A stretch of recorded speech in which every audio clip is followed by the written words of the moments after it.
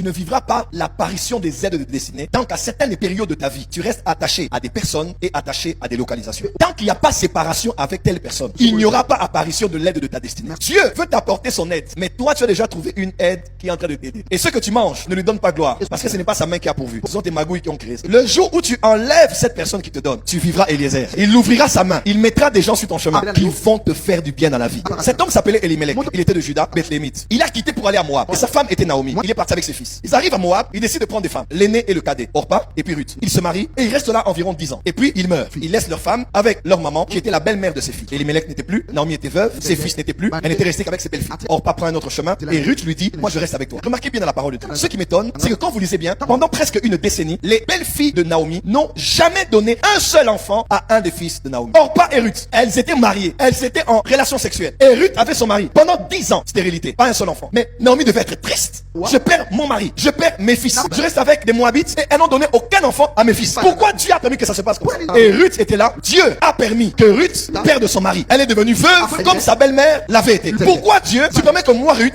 je n'ai ni mari, ni beau-père et ni un fils? Je reste seul avec une veuve qui s'appelle Naomi. Pourquoi tu n'as pas permis que j'ai un enfant de cet homme, fils d'Elimelech? Quand vous lisez à la fin de l'histoire et que Ruth se marie avec Boaz, on dit Dieu permis à Ruth d'avoir un enfant avec Boaz. Il a permis là parce qu'il n'avait pas permis avant. Tant que Ruth était avec son mari, elle n'allait jamais avoir un fils. Parce que Dieu avait prévu que le fils qu'elle allait avoir avec Boaz ne soit pas un fils ordinaire dans le pays de Moab. Dieu voulait que ce fils soit le papa d'Obed, papa de David, et David de Juda, papa de Salomon. Quand tu vois la lignée, il a mis au monde Jésus parce qu'il est le rejeton de la postérité de David. Ruth, ne pleure pas ton mari. Dieu a voulu que tu te sépares de ton mari. Il a verrouillé ton ventre, que tu te sépares de ton mari pour que tu rencontres l'aide de ta destinée qui s'appelle Boaz.